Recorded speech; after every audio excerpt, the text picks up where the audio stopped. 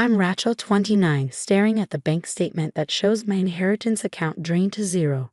Across from me, Linda, my mother-in-law, pushes my late father's company badge toward my sister-in-law with a smug smile. The company needs a proper leader, she says, her words cutting like glass. But Linda doesn't know about the secret account my father left me. I should have seen this coming. The signs were there from the moment I married Michael 5 years ago. Linda had always treated our family company, the $50 million tech empire my dad built from scratch, like it was her personal fiefdom. Rachel, darling, Linda's voice drips with condescension. Your father was a visionary, but his judgment wasn't what it used to be. Putting you in charge of the company's finances, you can't even manage your own budget. I dig my nails into the armrest, willing myself to stay calm. Across the sleek mahogany table, Jessica, my sister-in-law, sits preening in a tailored power suit that screams CEO. The same Jessica who ran her boutique into bankruptcy just last year. The board agrees. Linda continues, sliding a legal document across the table. Your father's succession plan was flawed. Thankfully, we've corrected it. My mind races. This started the moment Dad's casket hit the ground. The closed-door board meeting I wasn't invited to. The routine audit that locked me out of the system. And now this. This is illegal, I say, forcing steel into my voice. Dad left me controlling interest in the company. I have the paperwork.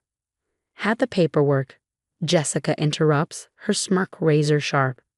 Funny how things disappeared during office renovations, isn't it? The renovations. Last weekend, while I was at Dad's lake house sorting through his belongings, Linda insisted on modernizing the executive floor. A convenient excuse to box up my office after the flood from a conveniently broken water cooler. Don't be dramatic, Linda says, patting my hand like I'm a child. We're family. We never leave you out in the cold. You'll keep your job in accounts payable. It's where you belong. My phone buzzes in my pocket. A text from Marcus, Dad's old lawyer. Don't sign anything. Check your email immediately. I need time to review these, I say, rising from the chair. The board meets in an hour, Linda snaps, her mask of civility slipping. This will be resolved today. As I head for the door, Jessica's voice cuts through the air. Oh, Rachel, we'll need the keys to Dad's estate. As CEO, I'll be moving in. I pause, my grip tightening around the doorframe. Dad's voice echoes in my mind. Remember the chess player who always won. Sometimes you lose a few pieces to win the game. What Linda and Jessica don't know is that Dad didn't just teach me accounting, he taught me how to think 3 moves ahead.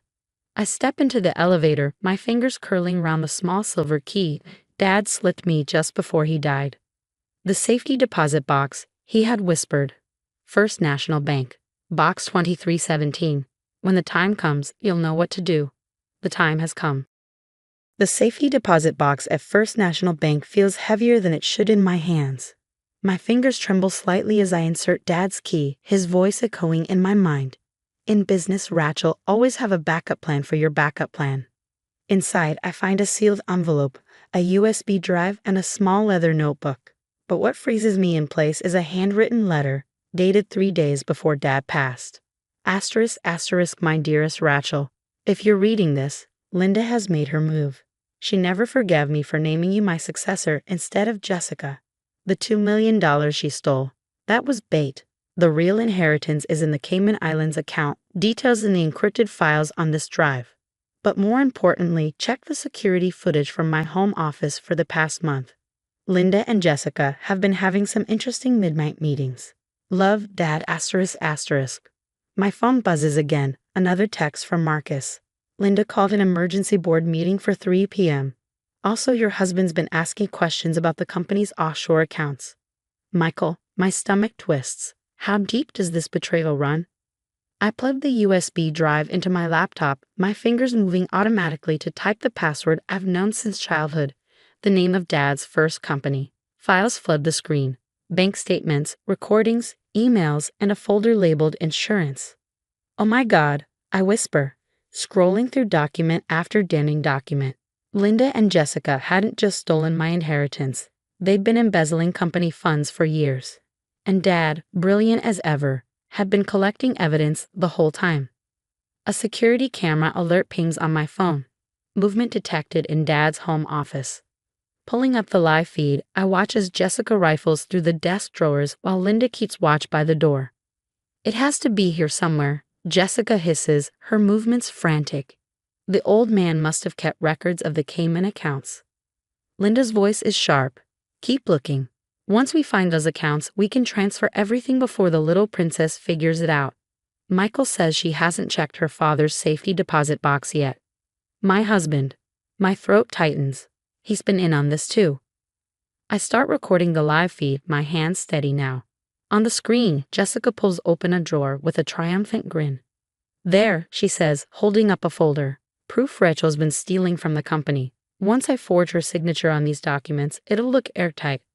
I've seen enough. I dial Marcus, barely waiting for him to answer. Rachel, he says quickly, please tell me you've got something.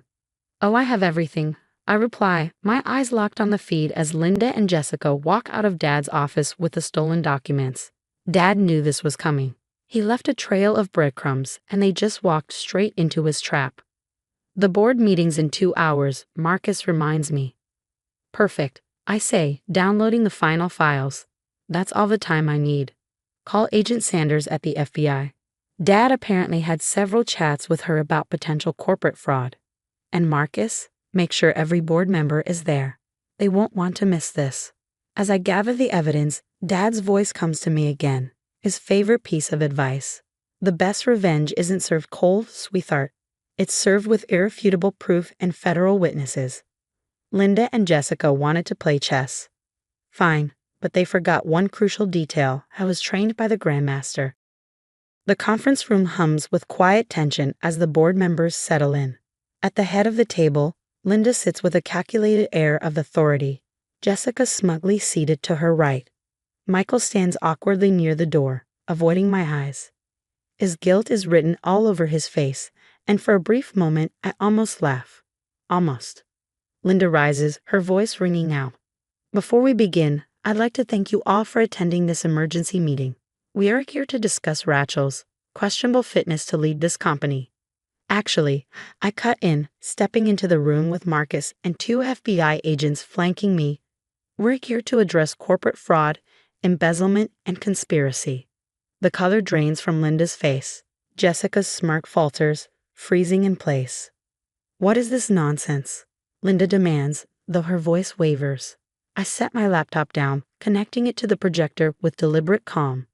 Let's start with something straightforward, last night's security footage. You'll find it enlightening, especially the part where you discuss forging my signature. The room goes silent as the video begins to play. Linda's and Jessica's voices echo through the room, crystal clear, outlining their scheme to frame me, their theft of company funds, and their partnership with Michael. This is doctored. Jessica sputters, her confidence crumbling. Like you doctored these? I ask, sliding the stolen folder across the table. You might recognize these documents from my father's office, the ones you plan to use to frame me. By the way, Dad installed cameras everywhere after catching you trying to hack his computer last year.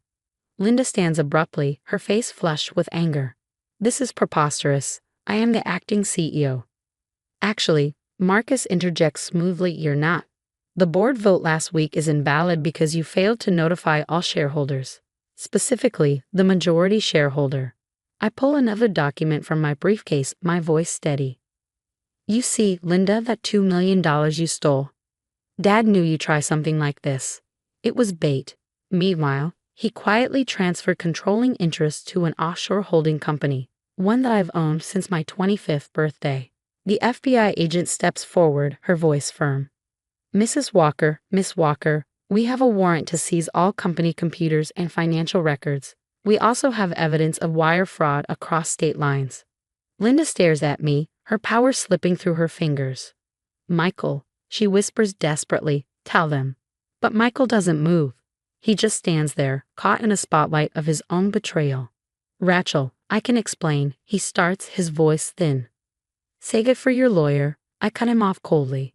Oh, and Michael, consider this notice. I'll be filing for divorce. The next hour is a blur.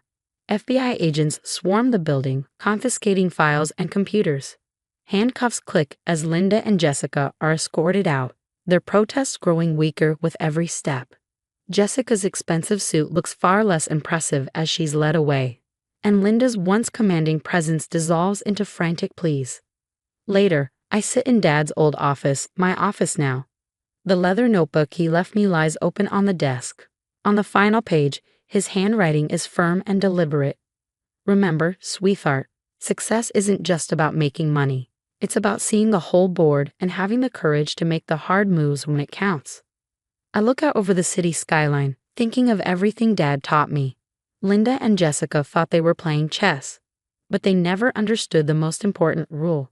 Before you go after the king, make sure you've accounted for all the pieces. The company is safe now. Dad made sure of that.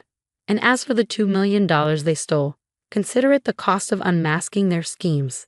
Sometimes, losing a battle wins you the war. My phone buzzes, a text from Marcus. Board approve your reorganization plan.